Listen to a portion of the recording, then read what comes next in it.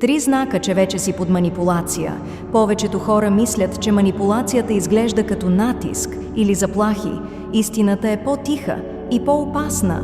Знак номер 1. Постоянно се съмняваш в себе си.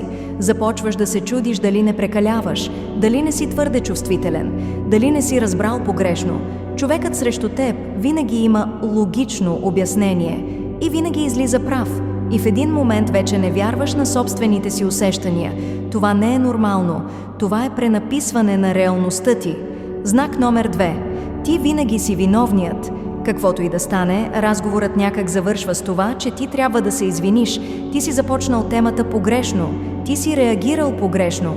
Ти си го казал по грешния начин. Проблемът никога не е в тяхното поведение. Проблемът винаги си ти. Това не е комуникация. Това е изместване на вината. Знак номер 3. Страх те е да кажеш какво мислиш. Започваш да премълчаваш, да омекотяваш думите си, да внимаваш какво казваш. Не защото си спокоен човек, а защото не искаш нов конфликт. Когато се страхуваш да бъдеш честен, ти вече не си равен в тази връзка.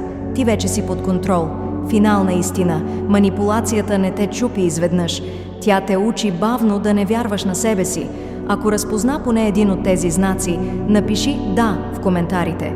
В следващото видео ще покажа как манипулаторите използват вина, за да те държат под контрол. Последвай, за да не го изпуснеш.